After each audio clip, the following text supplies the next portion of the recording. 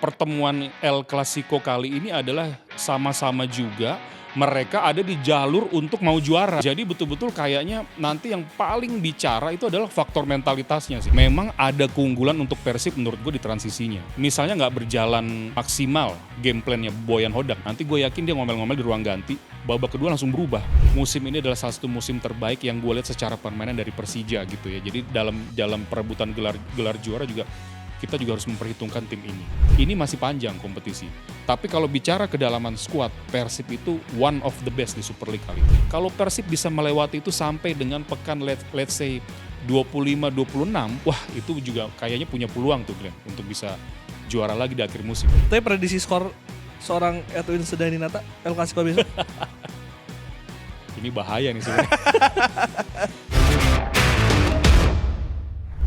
El Clasico Persib melawan Persija menjadi pertandingan yang paling dinanti oleh pecinta sepak bola Indonesia, tersaji minggu ini, hari Minggu pukul 15.30. Om Edwin? Iya, lagi ditunggu-tunggu ya. Lagi tunggu-tunggu. Di channel Om Edwin juga ditunggu, di Distributor Sport juga ditunggu. Thank you Om, udah hadir. Sama-sama Glenn, thank you. Ini menarik banget karena Om Edwin ini salah satu kreator yang ngebahas Liga Indonesia terus ya? Iya, pokoknya yang mau nonton, yang mau dapat info soal Super League, kebetulan memang gue bikin channel khusus kan di YouTube gitu untuk bahas Super League. Tapi kadang nggak semua match lah yang kira-kira kalau semua match gue bahas kepanjangan juga gitu. Jadi yang seru-seru dan ini pasti akan dibahas sama semua orang nih Om. Iya. Persib melawan Persija, El Iya. Clasico, derby di Indonesia. Pandangan Om Edwin dulu mengenai pertandingan ini. Seperti apa sih di mata seorang Edwin Sedaninata? Iya, sebenarnya baru kebentuk. Gue cukup ngikutin era Liga Indonesia ya Glenn ya, sekitar tahun 94 waktu itu. Nah itu kan yang juara Persib ya, Liga Indonesia pertama, peleburan antara kompetisi Galatama sama Perserikatan kan. Jadi memang, tapi belum di situ juga belum dinilai sebagai El Clasico waktu itu. Mulai panasnya itu mungkin di sekitar 99 akhir, 2000-an awal baru tuh mulai panas. Karena memang seperti mewakili gengsi dua kota yang lumayan besar gitu ya, Jakarta dan Bandung. Cuma menurut gue memang saking panasnya, ya gue sih berharap di El Clasico kali ini betul-betul para fans itu paham bahwa sekali lagi sepak bola itu kan payung besarnya respect dan fair play Yes. ya. Jadi kita hanya bersitegang bersaing full itu hanya di atas lapangan saja, di luar itu ya udah balik lagi kita semua sama-sama bersaudara lah gitu. Jadi gue ngelihatnya lebih ke situ. Memang tensinya selalu panas. Apalagi musim ini Glenn, kalau kita bicara musim ini, jujur gue harus bilang musim kompetisi ini level kompetitifnya tuh tinggi sekali. Betul. Jadi setiap tim, bahkan sekarang 4 tim menurut gue punya peluang juara ya, bukan lagi ada yang lari sendirian, nggak juga gitu. Memang betul-betul inilah kenapa musim ini salah satu yang menurut gue terbaik dari sisi competitiveness-nya. Gitu. Dan bisa jadi juga hasil ini akan menentukan nanti siapa yang akan lari sendiri ke depan ya Om. Karena mungkin akan berdampak nanti bagaimana klasemen di paruh kedua. Iya, itu jadi sorotan ya, paruh musim nanti jadi sorotan. Cuma kan ini jelang pekan ke-17, artinya 17 itu adalah paruh musim. Yes. Ya, paruh musim. Dan menurut gua masih ada, kalau sekarang kita hitung dari, ini kan masih pekan ke-16, berarti masih ada sekitar 18 pekan lagi, 18 pertandingan lagi. Konstelasi perubahan di klasemen itu memang masih sangat seru. Satu aja terpleset, perubahannya langsung signifikan lagi gitu. Kayak kemarin kan, Betul. Persib nggak bisa menang, dia turun lagi ke 3 gitu. Tapi poinnya masih tipis-tipis gitu. Masih 1-2 lah ya. Iya, Ini. masih apa ya, pokoknya sekarang tim fokusnya ke pertandingan dia sendiri, sama biasanya kalau udah selesai, kalau dia udah duluan hasilnya positif, dia nonton tuh pesaingnya hasilnya seperti apa. Tapi kalau spesifik melihat pertandingan di hari Minggu, faktor apa Om yang akan menentukan pertandingan nanti? Nomor 1 menurut gua mental ya. Terus seperti biasa kalau kita masuk ke teknis, gue sih selalu bilang ada perang yang namanya transisi gitu ya. Jadi siapa yang bisa memainkan transisi dengan sangat baik, dia punya peluang lebih besar Glenn. Meskipun Persib bermain di kandang ya, ada peluang sedikit gitu. Kalau gue tuh biasanya cenderung nambahin 5%, 55-45, karena 5%-nya faktor kandang. Tapi kesalahan dalam sebuah permainan, kemudian itu tadi transisi, karena seperti yang gue bilang dulu kita mengenal menyerang bertahan aja, padahal di antara itu sebelum itu terjadi ada sebuah fase pergerakan Sebelum kita menyerang, sebelum kita bertahan, itulah yang dinamakan transisi. Ini berkaitan erat dengan sebuah permainan selalu unggul jumlah pemain di area tertentu. Nah itu dia, bisa unggul kalau transisinya bagus. Dua tim itu punya transisi bagus sebenarnya. Jadi match ini memang sangat seru nanti. Kalau kalau transisi artinya lini tengah yang menjadi kunci Om. Semua lini sebenarnya. Karena kalau Persija dapat bola, Persib hilang bola, itu dia secepat apa langsung alirkan bola ke depan, Persib secepat apa nutup ruangnya. Demikian sebaliknya, Persija kalau hilang bola bisa nggak kayak begitu. Kadang-kadang kan agak terlambat ya. Terlambat itu di hitungan permainan sepak bola itu sebenarnya sekarang udah hitungannya udah sepersekian detik Glenn. Jadi sepersekian detik telat aja itu bahaya karena ruangnya lagi terbuka gitu. Nah dua tim ini apalagi ciri khas Boyan Hodak dari sejak dia bawa Persib juara di 2 musim terakhir, memang ada keunggulan untuk Persib menurut gue di transisinya. Di samping mental, kalau lu lihat deh, Persib itu kadang misalnya nggak berjalan maksimal game plan-nya Boyan Hodak gitu ya. Nanti gue yakin dia ngomel-ngomel di ruang ganti, babak kedua langsung berubah. Itu contoh waktu kemarin deh, meskipun Persib nggak menang gitu ya. Tapi berubah kan di babak yang kedua waktu lawan Persik. Persik main rapi, transisi rapi, compactness-nya dapat, ditutup. Babak kedua Persib langsung ngegas gitu, bisa gitu. Dan unggul kan pada saat itu dengan memang ada juga pergantian pemain. Jadi memang kita nggak bicara soal tactical saja, tapi game plan secara menyeluruh minute by minute nanti Boyan Hodak gua rasa dengan Mauricio Souza akan sangat detail-detail kecil diperhatikan. Karena kalau kita tarik ke belakang 5 match terakhir ini lebih unggul Persib Bandung sebetulnya. 2 kali kemenangan, Iya. 2 hasil draw dan juga 1 kali kalah, itu pun 2 tahun lalu Om. Iya, betul. Apa yang begitu dominan? Apakah tadi faktor Boyan Hodak yang belum terkalahkan mungkin ketika menangani Persib ketika melawan Persija Jakarta? Itu Iya, yang menjadi faktor utama? Yang paling kelihatan sejak ditangani Boyan Hodak, mentalitas itu memang agak berbeda gitu ya. Mereka mungkin ada beberapa kemenangan yang tidak terlihat permainannya indah lah dalam tanda kutip atau bagus, tapi hasil akhirnya bagus gitu. Pergantian pemain tepat, gue pernah ngobrol juga sama Atep dapat info juga dari beberapa pemain di musim lalu, bahwa ruang ganti juga bisa dipegang, informasi apa yang harus dilakukan, semuanya betul-betul pas sehingga keluar di babak yang kedua itu berubah total gitu. Itu yang paling kelihatan. Apalagi sekarang Boyan Hodak ini musim ketiga ya Glenn ya. Artinya dia sudah sangat paham betul dan sudah pernah mendapatkan situasi seperti ini. Itu keunggulannya. Tapi keunggulan ini bukan jaminan, bukan patokan bahwa Persib pasti dapat kemenangan gitu. Karena Mauricio Souza juga merubah Persija dengan permainan sekarang yang sangat baik dan materi pemainnya juga bagus-bagus gitu. Itu sepakat sih, karena musim lalu itu gue sempat ngobrol sama Kang Adit, Om. Dan Kang Adit bilang ketika Persib Bandung bisa comeback 2-2 dengan di kandang Persija, itu yang menjadi kunci dan dia yakin akhirnya Persib Bandung akan juara di musim itu Om. Iya betul. Dan masalahnya sekarang gini, pertemuan El Clasico kali ini adalah sama-sama juga mereka ada di jalur untuk mau juara gitu. Bukan lagi poinnya beda jauh ya Glenn ya. Jadi betul-betul kayaknya nanti yang paling bicara itu adalah faktor mentalitasnya sih gitu. Jadi mentalitas itu nggak pernah nggak pernah bisa dipelajari, tapi pengalaman gitu. Pengalaman bertanding dalam tekanan exposure yang besar itu seperti apa mengatasi itu. Ada faktor pelatih juga ya, ada faktor pelatih juga dalam pendekatan man to man-nya gitu. Ini yang paling penting sih. Nah sekarang Persija sedang dalam sedang dalam perebutan juga di posisi atas sama dengan Persib, sama dengan Borneo, sama dengan Malut gitu ya. Tapi kan sekarang mereka saling ketemu. Ini gimana nih ngatasin tekanan ini gitu. Beberapa pemain baru mungkin juga belum pernah mengalami situasi seperti ini, termasuk di Persib. Tapi untungnya Persib punya Boyan Hodak, sekali lagi gue harus bilang gitu. Dan mungkin faktor Bobotoh juga tadi lu katakan kan 5% juga menambah probabilitas Persib Bandung menang. Dan kemarin banyak Bobotoh yang mengatakan kesulitan mencari tiket. Bahkan buka FCI susah Om, sold out pokoknya. Ini artinya akan menjadi kekuatan penuh karena kalau misalkan gue riset terakhir kali Persija bisa menang di kandang Persib, Bambang Pamungkas masih main tuh 2011 Om.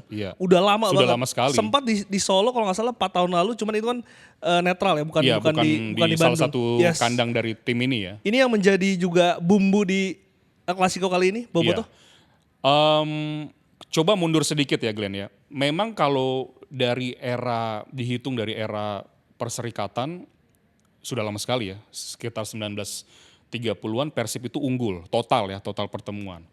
Di Liga Indonesia era 94 tadi yang seperti gue bilang peleburan antara Perserikatan sama Galatama itu Persija unggul. Nah yang menarik di 5 match terakhir, cuma gini, gue tuh juga nggak pernah percaya sama yang namanya rekor pertemuan. Yang paling utama, yang paling menentukan sekarang itu adalah kondisi tim terkini. Selalu gue bilang begitu. Memang itu punya news value kalau kita bicara rekor, tapi itu adalah sebuah hal yang kebetulan terjadinya berulang aja gitu Glenn, sehingga itu jadi patokan. Sekarang gini, setiap musim kadang pelatih berbeda. Udah bukan cuma pelatih yang berbeda, pemain pun berbeda gitu. Formnya juga mungkin beda ya? Iya, musim ini gua tuh sempet bertanya-tanya gini, bisa nggak ya Persib ya? Nggak usah juara deh, at least 3 besar gitu. Karena kan agak meragukan kan kalau lu lihat di awal musim kehilangan banyak pemain yang dimana memang menjadi motor counter transisinya Boyan Hodak gitu kan. Dan itu masih membekas loh di Malut kalau lu lihat bagaimana gaya gol Malut yang dicetak itu motornya memang pemain Persib yang memang motor counter transisinya gitu. Tapi karena banyak dapat pemain yang secara kualitas juga cukup bagus, ada kekayaan dari sisi game plan yang bisa dimainkan Boyan Hodak. Mau main seperti apa dengan si A, B, C yang diturunkan itu bisa beda-beda. Ya, banyak contoh. Sadir Ramdhani masuk agak beda langsung mainnya dan Berginio masuk, lu lihat deh, lu perhatikan kalau Berginio yang masuk itu cutting inside sama progressive pass, umpan-umpan kunci meningkat gitu. Padahal dia juga bisa main di belakang Andrew Yung misalnya atau Ramon. Striker ya. Tapi ditaruhnya di flank, malah bahaya juga gitu. Jadi gua rasa Boyan Hodak pun banyak game plan di kepalanya, tinggal dia milih saja kalau tipikalnya mungkin ya Persija, oh cara bertahannya gini, gue mainin si A deh gitu, jadi si ini gitu. Nah itu yang kekayaan sekarang menurut gue ya yang dimiliki oleh Persib Bandung. Cuma Persija sendiri menurut gue juga punya keunggulan dari sisi materi pemain yang dimiliki secara eksekusi sangat bagus Glenn. Jadi itu dia tadi, kalau Persib jangan sampai bikin kesalahan terlambat transisi deh. Di sepak bola Glenn ya kalau kita bicara gol itu kan dari open play, set pieces, kesalahan yang dibuat, sama penalti. Maksud gue gini, kalau lu nggak bikin kesalahan di satu match, 25% tuh nggak kebobolan gitu loh. Probabilitas. Ya ini bicara data di atas kertas. Cuma nggak bikin salah di sepak bola, itu susah banget gitu. Itu susah banget gitu. Karena secara permainan yang mengalir begitu cepat, tiba-tiba ada miss, maksudnya kemana tapi nyangkut atau nggak nyampe bobot passingnya, itu bisa jadi salah gitu. Ya bagi di tekanan pertandingan sebesar ini pasti juga akan jadi agak extraordinary, yang tadinya mungkin main lebih lepas sekarang tekanan penonton, kemudian tekanan juga harus menang seperti apa, itu tuh berkecamuk gitu di pertandingan nanti. Iya, menarik ketika lu tadi katakan lu melihat bagaimana performa tim saat ini itu yang akan menentukan pertandingan besok. Kalau misalkan gue mulai dulu dari Persib Bandung, ini ada rumor Federico Barba yang menghangat 2 minggu terakhir. Bahkan kemarin akhirnya Barba sempat ngomong di kolom komentar Instagramnya mengatakan intinya ingin pulang ke Eropa Om. Bagaimana lu melihat situasi ini? Ya dua hal ya. Dari sisi manusiawi, gua rasa mungkin dia merasa ada keinginan untuk bermain lagi di Eropa ketika kemungkinan itu ada. Tapi dari sisi profesionalisme, dia tahu betul dia masih terikat kontrak. Nah sekarang pertanyaannya adalah apakah memang desas-desus itu betul ada klausul yang menyatakan itu? Kan kalau kita bicara desas-desus belum tentu benar juga gitu ya Glenn ya. Tinggal nanti sekarang berpengaruh nggak kekuatan Persib di lini belakang? Berpengaruh nggak? Agak berpengaruh. Kemarin itu kelihatan banget Glenn. Cara nutup chemistry di belakang dengan Matrikardi, reading the game gitu ya. Kapan harus man to man, kapan harus zonal, terlihat memang. Bukannya gue bilang gapnya jadi jauh gitu ya dengan Julio Cesar, cuma kalau lu perhatikan ketika Barba berduet dengan Matrikardi, kayaknya otomatism chemistry itu udah langsung kelihatan. Nah sekarang yang lu hadapin tim yang perputaran posisi kombinasi umpan 1-2-nya itu bagus gitu di Persija. Misalnya Alano, belum lagi determinasi, kengototan dari Axel gitu ya. Nah di kiri lihat apakah nanti Maxwell yang turun atau misalnya Witan, sama aja sebenarnya kecepatan mereka yang gerakan tiba-tiba itu memang betul-betul harus diwaspadai banget gitu. Tapi dengan kondisi sekarang kan kemarin juga Bojan Hodak merespon dan menegaskan bahwa memang masih ada kontrak 2 tahun 1+1 Om. Iya. Tapi kan tadi alasan keluarga tadi, dengan adanya dua kondisi ini, menurut lu memang harus dipaksakan menghormati kontrak tapi setengah hati atau mendingan dilepas Iya. tidak mengganggu tim? Sebenarnya ya, dia ini kan dia ini kan pemain profesional ya. Mau ada gangguan non teknis pun, gue yakin karena dia sudah sangat berpengalaman, dia pemain profesional, dia harusnya bisa atasi itu. Tapi balik lagi ke manajemen sih Glenn. Kalau memang manajemen berpikir bahwa it's okay dengan diskusi mungkin dengan tim kepelatihan, it's okay ya sudah misalnya lepas saja, ya kita tunggu saja hasilnya seperti apa. Cuma menurut gue kalau Bojan Hodak memaksa dia untuk ya udah lu act like a profesional aja gitu, lu harus main nih gini-gini. Mungkin bisa juga, kita tunggu saja. Gue sih masih menunggu juga gitu. Apakah dia memang bisa dibutuhkan di saat-saat seperti ini atau enggak juga. Itu semua tergantung pembicaraan lagi ya 3 pihak tadi, Barba, manajemen Persib sama Bojan Hodak. Berpotensi mengganggu ruang ganti nggak Om?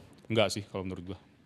Karena masih banyak pemain yang kualitasnya mirip-mirip. Iya, karena lu berlarut-larut buat apa juga gitu. Move ke depan lah ya, move on aja. Mau sampai kapan juga berlarut-larut dengan masalah ini. Kalau memang sudah nggak bisa juga ya fine, it's okay. Tapi kan kompetisi tetap berjalan, Persib tetaplah Persib, ya bendera yang jauh lebih besar dibanding pemain yang ada gitu menurut gua. Jadi tidak ada pemain yang lebih besar daripada sebuah klub ya. Iya, untuk coach meskipun ada sepak bola. adjustment nanti agak-agak kesulitan, agak-agak terlihat bolongnya di mana dan harusnya itu bisa diperbaiki. Sebelum gue pindah ke topik lain, menarik juga Om, karena kan ini Persib Bandung tuh tim yang paling sedikit kebobolan hingga tapping hari Jumat ini nih, 11 kebobolan Om. Iya. Karena kan nanti sore akan ada pertandingan Borneo dan lain-lain kan, mungkin akan berubah. Tapi yang gue mau katakan, ketika Barba ini bermain, Persib Bandung itu jarang kalah. Bahkan seingat gue waktu kalah dari Jepara itu Barba nggak main. Dan ketika kalah di Lion City itu Barba itu nggak main. Apa yang berbeda Om ketika dia berpasangan dengan Mati Cardi dengan Julio Cesar? Iya, ada pengalaman jam terbang yang gua lihat tadi ya. Barba itu tahu betul Glenn. Kayak contoh misalnya kalau lawan Persib mendapatkan set piece bola mati gitu ya. Entah itu tendangan bebas atau corner kick. Dia tahu betul second ball itu bahaya. Kadang-kadang lu lihat deh, entah dia perintahkan pemain yang ada di sekitar dia untuk fokus ke second ball-nya, atau memang awasi pemain yang di posisi-posisi yang sangat sangat vital gitu. Maksudnya kalau second ball itu ke pemain lawan gitu. Jadi cara dia baca, ya tadi ya reading the game itu sangat bagus. Ya mungkin pengalaman di Eropa ya. Jaga jaraknya juga dengan Matricardi, kapan dia harus jauh, kapan dia harus dekat. Jadi memang seperti ada sebuah kombinasi center back yang saling Melengkapi. support gitu, saling melengkapi gitu. Itu mungkin yang jadi lebih tenang ketika Iya. Mati Cardi dan juga Barba. Iya betul. Cara ngambil dia, cara dia kapan dia harus sekali ambil, kapan dia harus bayangi berapa meter pergerakan lawan, crossing. Dia juga punya postur yang sangat baik untuk nyapu bola-bola atas. Jadi memang cukup komplit sebenarnya ketika Persib dapat Barba ini. Dan ketenangan itu sih yang jadi plus juga sih Om. Iya. Pemain tenang dan bisa build up. Betul. Bisa Nah build up. itu build up juga sekarang jadi salah satu plus point Glenn untuk center back Yes. di era sepak bola sekarang. Yes. Barba kita masih nggak tahu karena kemarin sempat latihan tapi latihan terpisah katanya. Dan kita nggak tahu apakah akan bermain besok atau enggak. Cuman yang dipastikan tidak bermain ini ada Andrew Yung yang cedera hamstring. Iya. Dan juga Sadil Ramdhani yang menurut gue konyol ketika mendapatkan kartu kuning kedua kemarin. Ketika melawan Kediri Om. Seberapa berpengaruh absennya dua pemain ini terhadap kekuatan Persib di El Clasico besok? Kalau dua ini sih menurut gua kebetulan tadi sudah sempat kita bahas bagaimana kedalaman skuad yang cukup baik ya mengarungi musim ini. Mungkin nggak terlalu pusing lah Glenn. Karena Persib itu masih punya beberapa nama seperti gini ya. Salah satu poin penting Persib di bursa transfer musim ini adalah bisa mendapatkan beberapa pemain yang bisa main di multi posisi. Beckham sorry itu pemain lama ya. Misalnya Dewangga, Eliano Reinders. Bisa main di berbagai posisi gitu. Putros ya. Kalau lu perhatikan kemarin dia bisa 2 fullback posisi, bisa main di gelandang bertahan. Nah, Eliano Reinders ini kalau mau dimaksimalkan juga main di flank itu juga bisa. Mengisi misalnya Sadil atau dia tetap di tengah.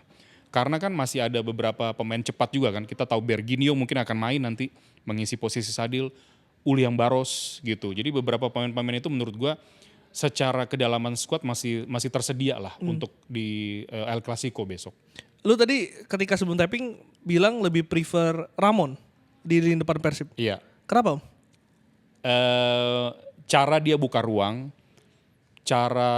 speed yang dia punya, ya, positioning, kemudian kecepatan. Kalau pemain itu pergerakannya liar, Glenn, itu agak ngerepotin back-back lawan. Dibanding memang tipikal Andrew yang memang seperti Stylish. klasik number 9 gitu. Iya. Yang memang stay aja. Kemarin memang dia agak extraordinary ya. Agak buka ruang tuh kanan kiri. Buka ruang, tapi maksud gue gini, dia buka ruang, dia crossing itu harusnya ke dia gitu. Jadi memang agak jaraknya jauh dengan Beckham, jaraknya jauh dengan Oliang Barus, dia membuka ruang. Cuma secara speed itu menurut gue masih Ramon, ya. Speed membuka ruang untuk menarik back-back lain supaya pemain di line up di lini kedua ini bisa maju ngisi gitu. Ketika ruang terbuka, entah shooting, entah seperti apa. Karena itu lagi-lagi kombinasi permainan di situasi-situasi tertentu lah gitu. Dan shielding bolanya Ramon itu keren banget sih. Iya. Dia ngelindungin bolanya tuh betul-betul bisa ngasih waktu pemain-pemain lain untuk bisa buka ruang dan Iya. Karena delay pertandingan. kalau kita bicara permainan sepak bola modern sekarang memang udah nggak bisa lagi yang kalau lu dulu pernah dengar istilah fox in the box ya. Memang areanya cuma di kotak itu tapi mematikan gitu ya. Kluivert, Mr. Roy, Bierhoff lah siapa yang memang kasih bola aja ke dia crossing dari 3 crossing misalnya masuk 1 deh. Sekarang udah nggak bisa gitu, Glenn. Lu udah harus aktif turun, jemput bola, membuka ruang, melebar, kadang-kadang jadi sayap juga, pemain lain masuk. Itu yang maksud gue sekarang meski tidak mencetak gol misalnya, tapi kontribusi untuk gol itu terjadi, nah itu yang paling utama gitu. Kalau kita bandingkan dengan 3 tim lain di Big Four Iya. di Super League, Persib ini datanya mencetak gol paling sedikit dibandingkan dengan tim lain, baru 26 gol. Dan gue sempet konten lu dan di beberapa konten mungkin yang mengkritisi bahwa memang agak sedikit buang-buang peluang nih. Persib banyak banget suka banyak peluang tapi nggak klinis lah Om, kurang klinis lah. Iya. Itu yang menjadi kritikan Persib di lini depan musim ini karena berapa musim terakhir kan David da Silva selalu menjadi tumpuan dan juga andalan. Sama Ciro. Sama Ciro. Iya, memang ada perubahan, tapi positifnya pemain lain itu bisa menjawab peluang yang ada, Glenn. Kalau secara agresivitas gol mencetak golnya sedikit, tapi hasil kemenangannya banyak, is okay juga sebenarnya. Itu yang dirubah mungkin Glenn sama Boyan Hodak. Dia tidak punya striker klinis misalnya seperti musim lalu, tapi at least pemain-pemain lain dan cara main Persib itu dirubah supaya lebih merata gitu. Untuk paling tidak tujuan akhirnya adalah menang, dan kalau menang kan pasti kita nyetak gol kan gitu loh. Itu aja sih sebenarnya prinsipnya gitu. Oke. Om, Persib itu kalau gue lihat ya ketika dia kalah di beberapa pertandingan itu sangat kesulitan mengembangkan permainan dari lini tengah karena pressing yang begitu ketat. Bagaimana lu menilai lini tengah dari Persib Bandung? Apakah sekuat itu untuk bisa menopang Persib hingga akhir musim? Iya, kan sejak kejutan transfer dengan masuknya Tom Hai dan Reinders itu adalah angin segar gitu ya.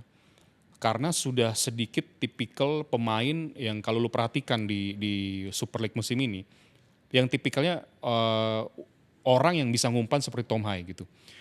Ada Messi Doro misalnya. Di Malut kan ekspresif lagi Del Pino gitu ya. Kalau kita bicara siapa lagi pesaing-pesaing misalnya ada Persebaya dengan Bruno Moreira dan juga pemain yang dari Meksiko tuh ya attacking playmaker Rivera memang udah agak susah Glenn. Nah yang gua khawatirkan sebenarnya adalah kalau tipikal seperti Tom Hai di El Clasico besok itu bisa dimatikan. Karena Persija itu punya 2 gelandang yang bisa menjaga kedalaman sangat bagus, Van Basten Sosa dan Fabio. Fabio tuh absen. Oh absen ya? Absen, kartu merah dia. Ya, jadi maksud gue harus siap dengan perubahan game plan kalau Tom Hai itu memang betul-betul bisa dimatikan Glenn. Memang sulit ya mematikan pemain ini karena dengan kecepatan dia, kapan dia harus first touch langsung passing, kapan dia harus kontrol bola, itu udah otomatis juga kalau gue lihat dengan pengalaman yang dia punya ya. Makanya banyak umpan-umpan kunci sejak Tom Hai main, lu perhatikan ya di Persib, itu meningkat gitu. Umpan kunci atau progresif pas ke depan itu meningkat. Jadi kreativitas itu meningkat dengan hadirnya Tom Hai. Sekarang Boyan Hodak cuma tinggal harus memaksimalkan, oke, mungkin dia nggak ganti Tom Hai kalau dia buntu, tapi dia bisa masukkan pemain lain atau dia berikan pemain lain untuk mengganggu supaya Tom Hai juga tidak terlalu dimatikan. Sampai sekecil, sedetail-detail itu Glenn gue lihat. Karena kalau nggak ada perubahan yang dilakukan oleh tim kepelatihan Boyan Hodak ketika progresif pas itu dari Tom Hai buntu, nah itu bahaya juga. Karena itu juga yang terlihat. Gue Iya. lihat banget tuh ketika lawan PSM Om. Tom Hai itu betul dimatikan dan Persib sulit banget mengembangkan Iya. pertandingan di pertandingan itu. Walaupun menang ya. Iya, dan kadang kan itu terbantu dengan misalnya udah nyetak gol duluan kan. Yes. Jadi mereka bertahan juga sangat baik untuk mempertahankan keunggulan itu. Betapa banyak peluang di 15 menit terakhir lo perhatikan PSM pada saat itu. Karena untungnya lagi-lagi banyak penyelamatan dari back dan juga dari Teja Paku Alam. Untungnya. Sekarang kalau enggak kebobolan Glenn, itu sulit lagi untuk naik karena ketika sudah kreativitas dimatikan. Menurut gue mudah-mudahan inilah yang bisa jadi evaluasi nanti ketika lawan Persija. Jadi udah dipersiapkan tuh plan ini, kalau ini mati, kalau ini misalnya turun performanya, kalau ini pergantiannya ini ganti A, ini ganti B, itu udah harus detail banget. Artinya lu katakan Tom Hai ini memang menjadi nyawa dari Persib Bandung musim ini Om? Kalau kita bicara umpan-umpan kunci, iya. Lu perhatikan deh kemarin, waktu dia, jadi gua kan suka ngeritik replay ya, gua gemes gitu. Karena ada satu bola yang sulit, dia kontrol itu lengket di kaki, dia langsung kasih ke Beckham. Kemudian Beckham lolos, one on one dengan kiper tapi berhasil ditepis. Nah replaynya cuma Beckham doang yang ditepis. Tidak memperlihatkan kualitas Tom Hai yang mengontrol bola seperti itu. Itu tuh kualitas gitu loh maksud gue. Jadi pemain lain gue berharap kalau dapat peluang jangan dibuang-buang gitu. Karena akan sulit lagi dapat peluang seperti itu lagi Glenn. Belum tentu ada lagi. Iya, dan itu sulit gitu loh nyiptain peluang gitu di tengah kepungan, dia bisa kontrol bola bagus, dia langsung cepat kasih ke Beckham itu. Momentum-momentum seperti itu di pertandingan itu kadang-kadang nggak muncul 2-3 kali gitu. Jadi betul-betul harus klinis lah Persib ketika nanti bertanding di El Clasico. Menarik banget Tom Hai ini karena kalau kita bandingkan dengan permainan dia di timnas, perannya agak sedikit berbeda Om. Di timnas tuh dia agak sedikit di belakang tuh. Tapi kalau di Persib tuh dia Iya. Gelandang serang. Iya, Ini dia posisi seperti- baru dari Dia seperti dari Tom nomor Hai. 8 ya kalau di timnas. Betul. Kalau di Persib dia diposisikan nomor 10 kan. Betul. Gitu. Walaupun sekarang ya di sepak bola modern pun itu by situation juga sih sebenarnya. Untuk bisa jadi 8, 10 itu by situation. Cuma memang ada sedikit keleluasan untuk di Persib dia berkreasi lah area tengah ke depan. Dulu Johan Cruyff tuh punya istilah attacking playmaker namanya. Yang dimana sekarang sudah tergerus Glenn. Kalau lu lihat posisi nomor 10 itu udah tergerus. Lu banyak-banyak pegang bola pasti hilang gitu atau dihajar lawan. Gitu. Tom Hai masih bisa nih. Ada space-space yang di-create buat dia untuk berkreasi. Jadi maksud gue memang kepintaran Tom Hai lah berkreasi di lapangan dengan peran yang diberikan nanti seperti apa oleh pelatih. Dan yang paling menarik lagi adalah Eliano. Lu tadi katakan ini pemain yang didatangkan dengan multi posisi. Iya. Jadi bek kiri sudah mengejutkan. Kemarin dicoba jadi gelandang bertahan dan itu works Om. Iya, Lebih bagus betul. dibandingkan ketika Putros dijadikan gelandang bertahan kalau menurut gue. Iya, lebih secara football IQ-nya lebih bagus. Apa gitu. ya Om ya yang ngebuat dia akhirnya berhasil di situ ya? Gua rasa memang dia ada apa ya? Mungkin pengalaman di Eropa ada sih memang Glenn kadang-kadang 1-2 pemain yang memang bisa memainkan beberapa posisi dengan sangat baik, tapi nggak banyak ya. Kalau lu tanya kenapa ya karena football IQ-nya bagus gitu loh. Usia juga masih muda. Gue kaget loh dia bisa oke main di fullback itu salah satu posisi di sepak bola yang paling sulit Glenn. Kapan lu harus maju, kapan lu harus turun. Kalau di gelandang itu juga oke sulit, cuma kan areanya udah ketahuan gitu loh. Lu di situ stay gitu, tinggal passing yang mendekat. Tapi kalau di fullback itu kan menyisir, fisik juga harus bagus. Gua rasa dia mungkin main di sisi flank pun bisa loh, di sisi sayap. Yang dimana di timnas dia pernah main di situ. Iya kan, betul, gitu. flank kanan ya. Iya. Tapi belum dicoba itu sama Bojan Hodak. Ya karena kebetulan Boyan Hodak materi pemain di sayap kan juga banyak Banyak, ya. ya. Ada Berginio, Barros, Beckham, Sadil gitu. Oke. Sebelum pindah ke Persija, gue mau tahu dulu dong melihat setengah musim Persib Bandung yang di awal musim mungkin orang banyak yang meragukan ini tim bisa bisa compete lah untuk juara karena dengan materi pemain yang sangat banyak Om dan juga baru gitu. Tapi lu melihatnya sampai dengan game week keberapa nih? 16 berarti? 16, jelang 17 ya. Jelang El Clasico. 17, ya. Menurut gue memang progresnya luar biasa Glenn. Termasuk gue ya, gue orang yang cukup meragukan sebenarnya Persib di awal apakah masih bisa ditambah sudah 2 kali juara gitu ya. Apakah masih punya motivasi lagi untuk bisa meraih gelar ketiga misalnya, sementara pesaing lain juga luar biasa perkembangan dan juga transfer yang dilakukan. Hilang juga pemain-pemain pilar yang kalau kita tahu ada berapa tuh yang ke Malut, ada 5 kalau nggak salah. Franka ya kan, Dimas. Delvinho, Dimas Derajat, DDS, Ciro, iya ada 5 yang hilang. Gue pikir 5 itu bisa menggerus sampai 40%. Tapi di awal waktu kalah lawan Persijap, gue juga bilang, wah ini kayaknya terbukti nih kekhawatiran gue. Tapi ternyata makin kesini, faktor Boyan Hodak yang cepat menyatukan karakter pemain dengan harus main seperti apa, skema si A, B kalau main harus begini misalnya. Belum lagi Dewangga ya, lu lihat. Dewangga juga sekarang udah kayaknya seperti fix gitu di fullback kiri gitu kan. Jadi ya tinggal kita lihat saja. Maksud gue gini, kalau kompetisi itu kan jangka panjang ya, bukan sprint gitu. Faktor konsistensi, faktor pemain pilar yang main bagus itu masih bisa di level yang sama nggak sampai akhir kompetisi. Satu lagi yang harus diperhatikan, kalau pemain pilar itu misalnya ada yang cedera, dia comeback, masih bisa nggak dia main di level tinggi lagi gitu. Atau kalau cedera misalnya berhubungan dengan tim tuh. Nah tim itu masih oke nggak main dengan tanpa pemain ini. Faktor-faktor itu sebenarnya yang gue lihat. Nah Persib bisa ngatasin itu Glenn. Ya karena tadi kedalaman skuad yang banyak. Yang ternyata dengan bermain seperti apapun dengan pemain yang dia miliki itu bisa gitu loh. Meskipun ya sekali lagi Glenn ya. Ini masih panjang kompetisi. Tapi kalau bicara kedalaman skuad, Persib itu one of the best di Super League kali ini. One of the best dengan quality yang juga setara. Iya. Dan itu banyak bintang di situ Om. Iya, Gak betul. gampang itu mengontrol bintang. Iya, betul. Kenapa apa yang lu lihat Bojan ini bisa memegang ruang ganti sebegitu kuat? Karena William Marcelino aja yang jelas itu salah satu gelandang Iya. paling kreatif di Super League bisa ditendang Om di tengah musim. Iya, artinya dia kan mengutamakan kepentingan tim nomor 1 gitu kan. Karena gue sih juga nggak kaget ketika William Marcelino itu akhirnya nggak bisa terus dengan Persib karena terlalu individu, terlalu egois gitu. Kan pernah juga gue bilang di salah satu podcast gue kalau dia lebih efektif pergerakan umpan. Contoh Berginio deh, yang akhirnya agak berubah sedikit kan. Kalau dia nggak berubah Glenn, mungkin ketendang juga gitu. Jadi Boyan Hodak paham betul dia punya leadership ya.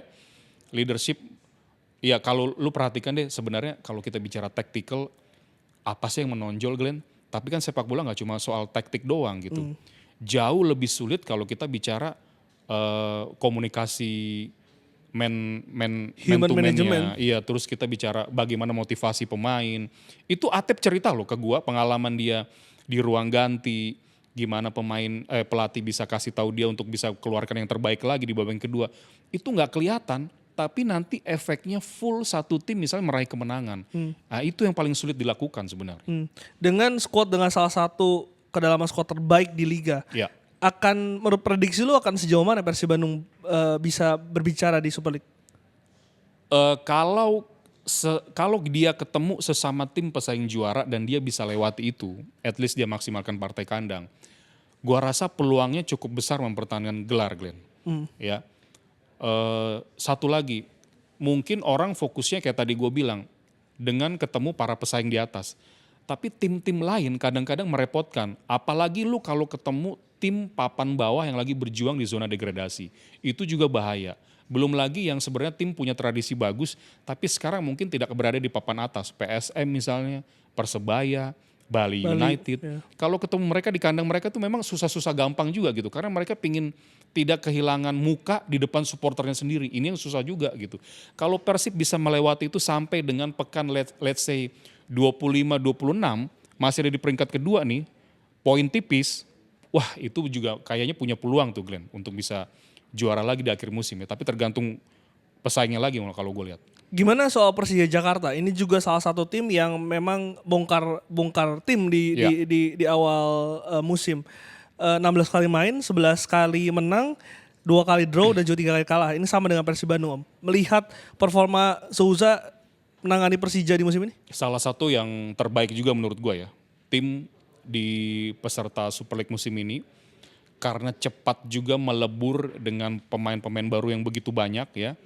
Belum lagi kalau kita lihat on fire-nya yang masih konsisten, Rizky Ridho di belakang, kepemimpinan leadership yang dia bisa satu bahasa gitu dengan pemain di belakang untuk kapan zonal, kapan man to man. Menurut gue sih musim ini adalah salah satu musim terbaik yang gue lihat secara permainan dari Persija gitu ya. Jadi dalam perebutan gelar juara juga kita juga harus memperhitungkan tim ini. Nah masalahnya sekarang itu adalah yang sering gue kritik di sepak bola kita. Pelatih itu Jarang ada yang lama Glenn gitu. Yang terlama sekarang menurut gua kalau lu cek itu Alvarez kemarin. bukan menangani satu tim ya. Sekarang itu pelatih Dewa, Rick Ring. Oh, Rick Ring. Ini sudah 3 musim ya dia menangani. Jadi dia salah satu orang yang paling lama menangani tim.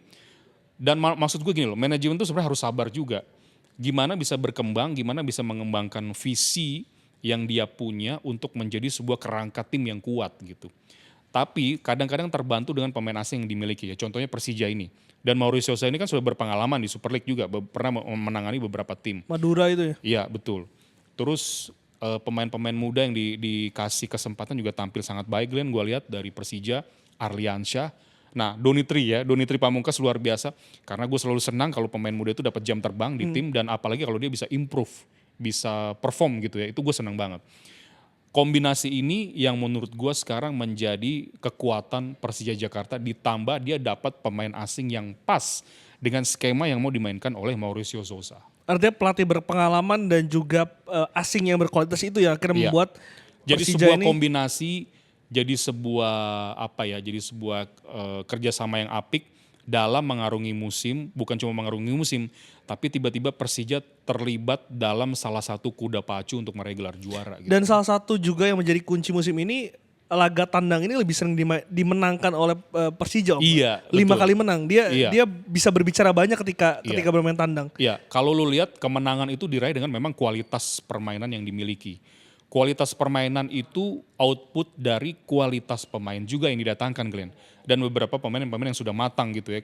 Rizky Ridho, Witan sudah mulai bahkan menemukan bentuk permainan terbaiknya kembali. Hanif Syabani kadang-kadang pemain-pemain yang di bench itu ketika diturunkan mampu memberikan bukti, mampu memberikan jawaban bahwa memang mereka tuh layak diturunkan. Jadi maksud gue sebuah kombinasi dari mungkin manajemen Persija juga berpikir ya dengan percaya dengan Mauricio Sosa, pemain yang didatangkan sesuai dengan keinginan, tiba-tiba melebur juga dengan cepat ya. Pelapisnya juga cukup baik meskipun juga tidak sedalam Persib misalnya. Tapi apa yang diperlihatkan itu cukup oke juga menurut gue dari yang diperlihatkan oleh Persija musim ini. Siapa transfer paling sukses Persija musim ini? Ada Maxwell dan Alano sih menurut gue. Lini serang mereka jadi lebih hidup, jadi lebih berwarna. Kombinasi umpan 1-2, kreativitas di kotak penalti lawan juga lebih eksekusinya lebih bahaya gitu. Adaptasinya kenapa begitu cepat ya? Kenapa bisa dia cepat beradaptasi gitu dengan kultur sepak bola Indonesia? Gua rasa ya ingat gak dulu kita pernah bahas bahwa apa sih yang dilihat dari seorang pemain profesional gitu ya? Ya itu adaptasi dan tangguhnya itu Glenn. Karena dia sudah berbagai macam melalui perjalanan hidupnya sebagai pemain gitu kan. Dia datang ke sini yang dia pernah main di Liga Eropa dengan kecepatan tinggi, meskipun usia sudah tidak muda lagi, ya buat dia sih sebenarnya tinggal adaptasi sedikit dengan pelatih yang paham betul menurunkan dia di posisi apa gitu. Ya Brazil connection-nya juga jadi faktor juga ya. Iya betul, satu bahasa juga tapi juga eksekusi apa ya, lu lihat Maxwell ya, kadang-kadang pergerakan, cara buka ruang, pemain lain tahu bola seperti dia seperti apa. Belum lagi sekarang yang menarik Axel mulai kasih jawaban juga. Jadi positif dari setiap tim menurut gua adalah kalau pelatih itu sudah pusing mau nurunin siapa Glenn dari pemain yang ada karena semua perform. Ya karena Axel juga kan sering diturunkan jadi starting 11 juga ya. Walaupun memang konsistensinya mungkin yang agak kurang. Tapi dalam beberapa match terakhir kalau gue perhatikan dia sudah mulai bisa memberikan jawaban gitu ya. Dengan positioning yang kadang gak ketebak dan gol-gol yang dikasih gitu. Kengototan yang diperlihatkan itu mampu membuat back-back lawan sebenarnya agak kerepotan juga. Bola atasnya sih bagus om. Iya dia sebenarnya gak terlalu tinggi sih Glenn.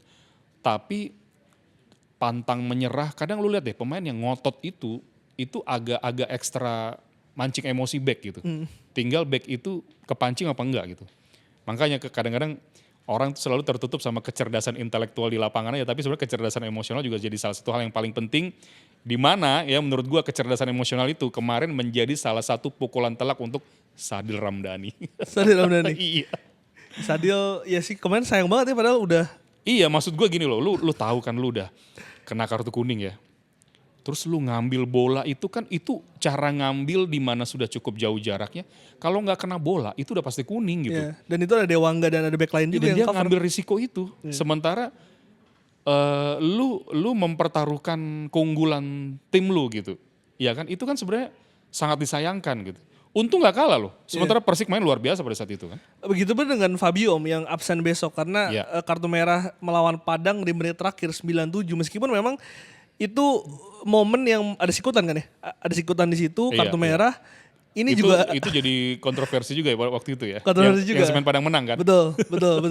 Tapi lu melihat Fabio tidak bermain, Rio Matsumura juga besok absen, akan seberapa kehilangan Persija? Lumayan Glenn, lumayan sedikit mengurangi kekuatan, tinggal penggantinya saja.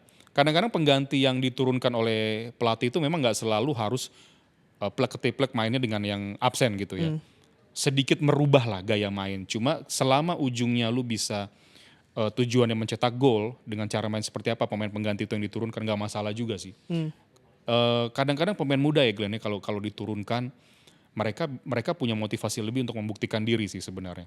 Atau kalau memang mereka juga main lepas itu bahaya. Pemain muda itu kan nothing tulus saja kadang-kadang. Tapi mereka tahu bahwa mereka sedang dipantau gitu oleh pelatih untuk mereka layak nggak, mereka pantas nggak. Pembuktian itu yang kadang-kadang menjadi repot juga untuk tim-tim lawan. Tetap Persib harus hati-hati meskipun yang tadi lu bilang 2 pemain itu absen gitu ya. Karena kematangan itu juga bisa muncul dari beberapa pemain lainnya termasuk Rizky Ridho misalnya. Alano juga harus hati-hati ya Glenn ya. Nggak ketebak gitu, dia mau crossing atau dia mau cutting inside. Jadi duelnya nanti menarik kalau kita bicara lini per lini, mungkin dia akan duel dengan Dewangga. Kebetulan Dewangga kan juga punya jam terbang bagus gitu ya.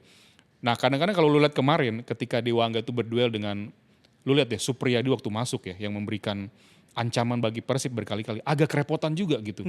Tapi itu kan darah segar ya pemain cadangan. Maksud gue Alano ini mungkin agak licin gitu. Jadi Dewangga juga sekali ambilnya juga harus hati-hati. Duel tiap lini sih menurut gue yang paling menarik nanti di tengah sih Glenn. Tom Hai itu harus betul-betul cepat memberikan sebuah umpan-umpan yang membahayakan lah. Kalaupun dia bisa dimatikan, gue berharap Lucho mungkin atau siapa. Klok mungkin bisa main yang akan menjaga nanti pergerakan dari Witan atau siapa. Karena gue selalu setuju dengan ungkapan bahwa kalau selama lu bisa memegang kendali di lini tengah, probabilitas kemenangan sedikit lebih tinggi. Gue sempat ngobrol sama Bung Binder di sini di podcast berapa episode kemarin Om.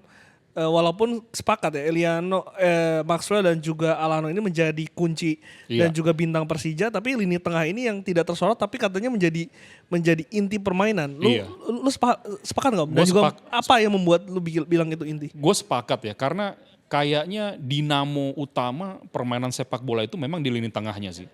Itu pusat dari segala kreativitas ya, pusat dari segala transisi tadi juga ya. Mulai kadang dari situ penyerang hilang bola, pemain tengah lu seperti apa, cepat nggak langsung berikan pressing gitu-gitu. Hilang bola, pemain tengah lu cepat nggak turun langsung berkoordinasi. Bahkan kadang pemain tengah juga pemain pertama yang ketika menutup telatnya fullback itu turun untuk transisi negatif. Jadi memang siapa yang pegang di lini tengah ini nanti kita akan lihat mungkin itu punya peluang lebih besar lah. Siapa yang mungkin bisa mengganti Fabio? Kemarin Hanif Syabandi mungkin. Hanif kemarin. Ya. Hanif itu Glenn ya kalau gue perhatikan orang mengenalnya mungkin DM gitu ya, gelandang bertahan. Cuma kadang-kadang kalau tiba-tiba maju ke depan luput loh dari pengamatan. Beberapa kali tuh gue lihat kalau Hanif Syabandi main tiba-tiba masuk dari second line mendadak gitu ya ke area pertahanan lawan itu sering luput. Jadi Persib juga harus hati-hati gitu. Kayak Zubimendi di Arsenal Om. Ya kita agak kecewa karena gap 8 poin batal. Batal. Om, melihat Souza ini kan menarik ya karena dia pernah membawa Madura saat itu ke final championship melawan Persib meskipun kalah di final. Iya. Sempat balik ke Brazil, balik lagi ke sini. Apa yang merubah Om tim Persija di tangan Maurizio Souza secara permainan ya? Iya, kita nggak bisa pungkiri ya bahwa kualitas pemain mempengaruhi Glenn. Cara main, filosofi Souza. Nah ini ada perbedaan nih dengan Boyan Hodak. Boyan Hodak itu kan adaptif ya. Jadi kadang-kadang kalau lu lihat antara main bagus sama main dalam tanda kutip tidak bagus itu cukup berimbang Persib. Cuma hasilnya bagus gitu loh ya kan. Tapi Persija gue nggak pernah lihat nih sekarang mereka bermain menahan gitu. Menahan kemudian melakukan sebuah transisi cepat, counter gitu itu gue jarang lihat.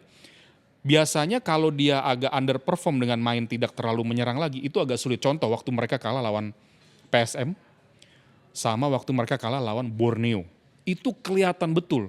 Kalau lagi underperform Jadi apa ya, bukannya gue juga bilang game plan-nya kurang gitu ya, tapi kalau daya ledak atau gaya ofensifnya itu nggak keluar, itu seperti ada something gitu yang sulit untuk dikembalikan lagi, apalagi kalau udah ketinggalan lebih dulu, Glenn. Atau karena bangku cadangannya tidak kualitasnya ada sedikit gap di situ?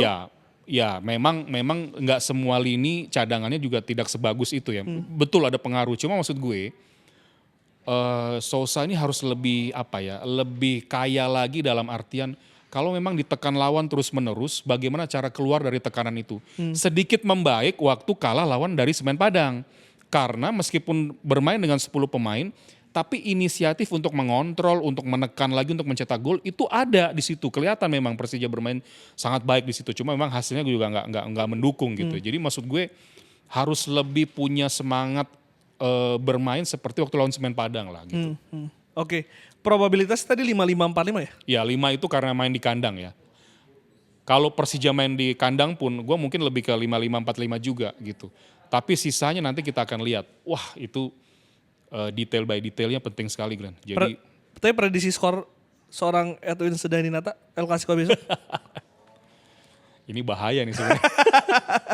Prediksi gua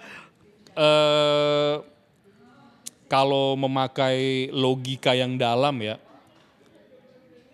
Persib mungkin unggul tipis tapi akan ada gol kebobolan gitu.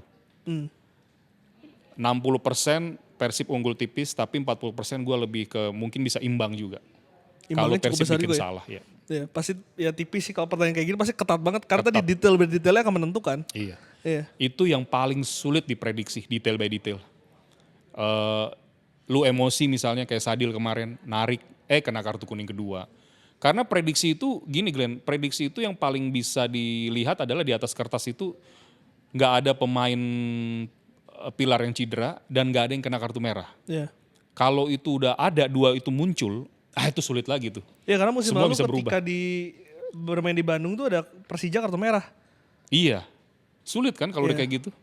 Di tengah tekanan lawan seperti itu, di tengah tekanan bobotoh yang hadir begitu banyak gitu. Oke. Om, kalau tadi kan lu bilang ketika Persib di game week ke-25, 26 mungkin berada di dua besar ada probabilitas juara. Gimana dengan Persija, Om? Kalau yang di atasnya Persija, gua rasa mungkin sisa 2 kuda pacu itu kalau sampai 25-26 game week itu mereka masih 1-2. Artinya lu menjagokan dari 4 tim yang sekarang berebut lah, udah kelihatan karena 4 ke 5 ini gap-nya agak jauh. Iya, jadi enggak, maksud gua tunggu sampai pekan ke 25-26. Yang 2 teratas itu siapa? Gitu.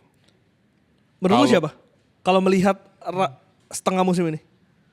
Menurut gue bisa prediksi 3 di atas sih. Persib, Persija, Malut. Borneo enggak? Borneo ini kayak mulai kehabisan bensin sih kalau gue lihat. Dan lu lihat deh pilarnya itu ya seperti Peralta kalau sudah dimatikan tuh menurut gue Peralta, Juan Villa dimatikan ini agak berat nih. Kemarin tuh gue lihat juga agak sayang ketika kehilangan Fatur Rahman ya. Karena penggantinya belum sebagus Fajar dalam hal overlap untuk naik ke depan gitu. Terus kemarin tiba-tiba ada Diego Michels jadi center back, Komang Teguh digeser ke gelandang. Waduh agak ya gue nggak tahu apakah secara adaptasi ke depan masih bisa improve lagi. Gue nggak tahu. Tapi itu kelihatan agak repot sebenarnya Borneo tuh. Faktor apa yang menentukan juara musim ini? Mentalitas kedalaman squad. Dan lu rasa 3 tim tadi yang memiliki 2 faktor itu? Iya. Cuma Malut ini PR-nya tuh kalau main tandang sih. Tapi kalau main kandang harus hati-hati juga sama Malut gitu. Yang 3 ini ya. Persija dan Persib. Ya, kan Persib kan kemarin udah kalah kan. Ya, faktor perjalanannya jadi penentu juga. Iya mereka kuat sekali Glenn. Kuat sekali kalau main di kandang dan cara main gak terlalu banyak berubah sejak era coach Henry Susilo dengan era Imran sebelumnya. Memang mereka kadang-kadang menunggu, kemudian membunuh dengan transisi cepatnya, membunuh dengan counter attack-nya. Ya cara Persib main musim lalu sih. Iya, eksekusinya luar biasa ya. Ciro DDS, Del Pino, kemudian kuatnya Franka di belakang. Sayuri bersaudara juga. Belum lagi Sayuri Brothers itu. Yakob kemarin udah bisa main. Maksud gue mungkin ini kuda hitam lah ya. Tapi gak mengejutkan juga kalau tiba-tiba misalnya di pekan ke-26 tiba-tiba Malut di atas ya bisa juga gitu. Banyak faktor lah, banyak faktor. Bursa transfer ini apakah akan menentukan juga? Iya, sangat. Nah ini dia nih, kebetulan lu tanya ya. Yang masih tampil di Asia, kalau kalau manajemen Persib masih mau berbicara banyak di Asia, emang harus ada pemain baru, Glenn. Kalau enggak menurut gua, karena gini, lu di Asia masuk ke fase gugur, level kualitas lawan udah beda lagi. Jadi udah nggak bisa lu anggap seperti di fase grup lagi. Posisi Berat-berat, apa yang perlu menurut lo? depan pengganti Barba kalau memang ini ya, kalau memang dia balik gitu ya, sama kiper. Oh kiper. Lu lihat deh, Teja itu save-nya oke, refleksnya oke. Tapi kalau build up, kalau udah di press, pasti lu deg-degan nontonnya. Iya, pasti gede kan. Dan kemarin kejadian ketika melawan Malut. Lawan siapa aja Glenn, Iya. lu lihat kalau kalau udah di pressing deket itu kayak apa ya, kayak kurang cepet untuk alirin bola gitu. Maksud gue, waduh ini serem juga nih Teja ya. Tapi kalau save-nya refleksnya oke menurut gua. Tapi kan Teja ini menggeser seorang Adam ya, kiper asing yang Iya, yang diproyeksikan harusnya menjadi kiper utama, Om. iya mungkin sejak terus ditampilkan memang performanya bagus Glenn. Salah satu kiper yang juga banyak melakukan penyelamatan gitu ya. Tapi kalau kalau dicek cara dia build up itu agak-agak dalam tanda kutip berisiko sebenarnya gitu. Harus cepet gitu maksud gue. Kalau ragu-ragu angkat aja ke depan udah gitu loh. Karena kalau lu masih coba build up tapi udah makin deket lawan tuh deg-degser lah istilahnya kan serem juga gitu. Tapi nggak ada nama Nah, kiper. kalau kita bicara kiper di El Clasico ya, gue masih sedikit unggulkan Carlos Eduardo. Ketenangan, cara dia build up gitu. Walaupun secara save, refleks, beda-beda tipis. Tapi ketenangan dalam hal build up, masalahnya kalau nanti, kan ini kan analis ini kan udah akan banyak kan, maksudnya kasih input kan ke head coach. Kalau mungkin gua rasa salah satu input yang diberikan ke Mauricio Sousa adalah Mauricio Sousa nanti akan minta pressing dari sejak garis depan ke Teja. Bisa jadi loh Glenn, bahaya tuh. Artinya kalau kiper siapa yang pas, Om? Karena kan kalau kita lihat selain Martin Pas nggak ada nama kiper yang dirumorkan akan gabung Persib Bandung. Ya, gue sih tidak seluas itu ya untuk melihat pemain mana yang bagus. Tapi menurut gue kalau memang Boyan punya scouting, ya sudah perhatikan saja video-video yang memang build up-nya bagus dan refleksnya bagus gitu. Kalau lo tanya siapa di lokal, kiper kiper Dewa cukup oke, Sonny Steven. Tulis Steven. Ya, terus kiper kiper muda dari PSIM juga cukup oke, Cahya Supriyadi. Dia tuh build up-nya bagus loh, walaupun masih muda ya gitu. Tinggal kalau mau internasional, apa mungkin panggil Emil Audero juga bisa. Oke loh Emil Audero. Secara build up dan refleks, ya Martin Pas juga oke. Cuma mau apa enggak kan kita nggak tahu gitu. Dan kalau sampai Joy ke Persib gimana tuh, Om? Oh ya itu Menarik nggak tuh? Keloknya agak deg-degan mungkin ya. Menarik lah, menarik banget. Nilai tambah apa yang bisa diberikan? Lebih kuat gua rasa dalam transisi negatif. Transisi negatif itu penting Glenn. Lu cuma punya waktu 3-4 detik, ya lebih dikit untuk ketika hilang bola balik ke posisi awal. Nah kalau lawan lebih cepet dari lu bahaya di belakang. Itu aja sih. Lu dapat gelandang yang pas, seperti Joy, Persib hilang bola di depan, itu dia cepet nutupnya. Yang fokus breaker berarti ya? Iya breaker dan juga dia tahu, temen hilang bola dia lari kemana gitu nutupnya. Dan dia bisa perintahin ke siapa untuk ganggu dulu misalnya. Itu kan cepet kan, sepersekian detik semua gitu. Selain Joy dan juga Martin Pas ada Ivar Jenner yang juga dikabarkan akan ke Super League. Om, gue Iya. pengen tahu dong pandangan lu soal diaspora yang bermain di Eropa akhirnya harus kembali ke Super League. Menurut lu gimana sih, Om? Ya, ini balik lagi ke pemahaman yang sering gue bilang, bahwa lu tidak akan pernah bisa dapat diaspora yang grade A, yang kualitasnya grade A di Eropa ya. Selain pertama karena kualitasnya luar biasa dan mereka pasti memilih negara yang membesarkannya, lu mau tidak mau dapat yang di bawah itu. Nah di bawah itu 50-50 kan persaingan di Eropa. Mau tidak mau kalau sudah tergeser mereka akan cari jam bermain. Kalau emang kemungkinan cuma main di sini ya why not gitu. Artinya apa? Kenapa sih lu nggak menciptakan sebuah sistem yang bisa mencetak pemain berkualitas grade A seperti yang dilakukan Jepang? Itu maksud gue. Jadi nggak akan ada habisnya. Lu menaturalisasi pemain tapi dengan kualitas seperti itu akan terus cari pemain lagi.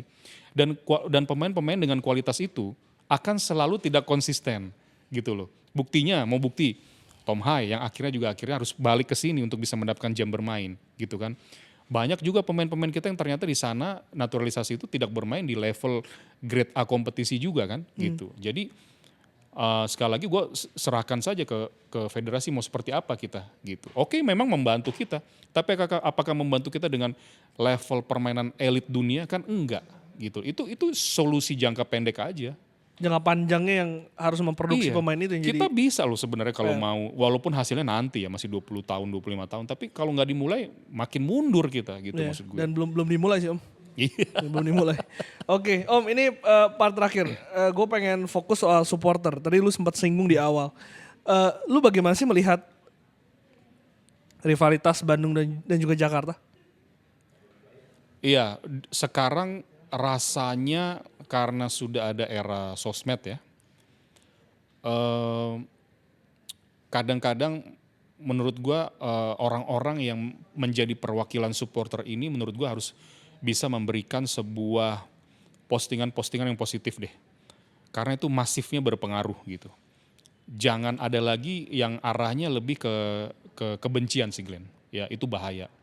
Tapi sih rasanya kalau gue lihat makin kesini sudah mulai lebih edukatif ya. Lebih menganggap bahwa ya jangan sampai keterusan fanatisme itu menyebabkan kegaduhan, menyebabkan vandalisme gitu. Jadi gue sih berharap supporter ini lebih cerdas dalam artian pahami dulu bahwa memang persaingan itu hanya di lapangan saja gitu. Tolong pahami itu saja deh, itu hanya di lapangan saja.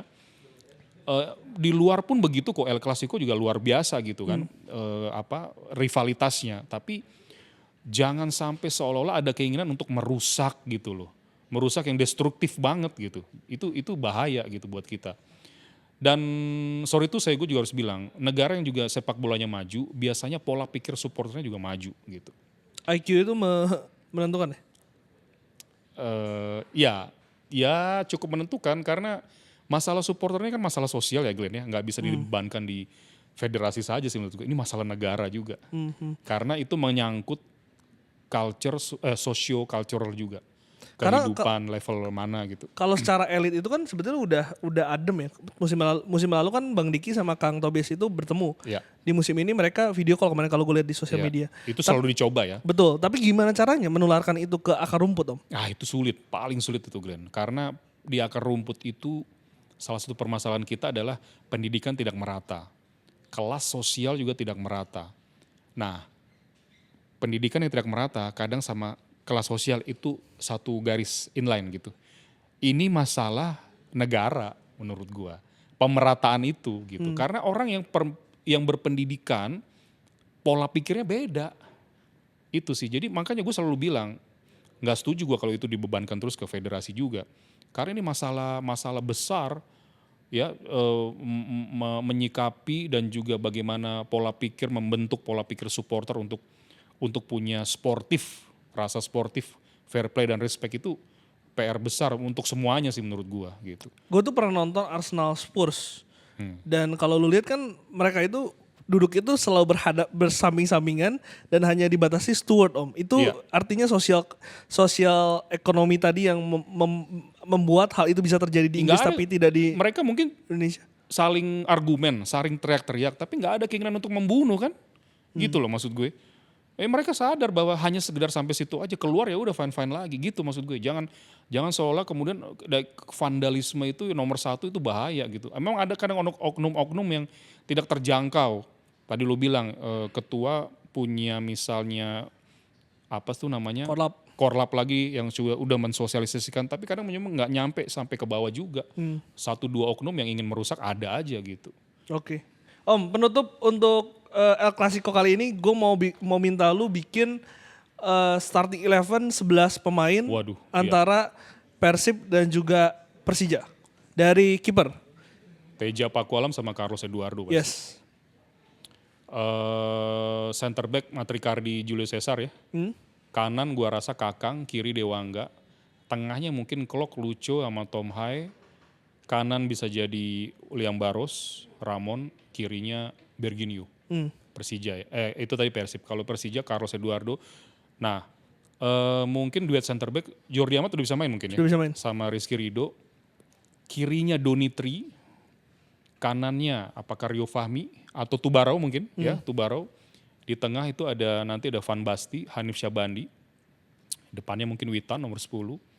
Sayap kanan Alano, center forwardnya mungkin Axel, kirinya Maxwell. Kalau digabung, Oh yang terbaiknya ya? yang terbaiknya. Kiper Carlos Eduardo. Kiper kalau posisi dulu, formasi. Formasi ya, 4-3-3 gue. 4-3-3. Carlos Eduardo di belakang. Carlos Eduardo. Gue pilih Carlos Eduardo dibanding Teja Pakualam. 4 back di belakang. Kanan, gue milih Kakang. Center back Rido sama Matrikardi. Kirinya Donitri. Kiri Donitri. Kirinya Donitri. Tengah, gue pilih Van Basti, Klok, Tom Hai. Kanannya gue pilih Baros atau Alano berarti? Kanannya gue pilih Berginio, kirinya gue pilih Maxwell, depannya Ramon. Oke. Starting 11 terbaik dari Bung Erwin, terima kasih banyak. Thank you, sama-sama Glenn. Kita nantikan hasilnya besok seperti apa dan juga semoga tetap kondusif ya, tidak Iya, di luar lapangan. Nomor satu gue rasa apapun hasilnya kondusif lah, harus kondusif para supporter untuk supaya kita maju dari segala sisi ya sepak bola kita gitu. Dan preview-review Siap bikin dong. nanti. Siap. Oke. Thank you teman-teman.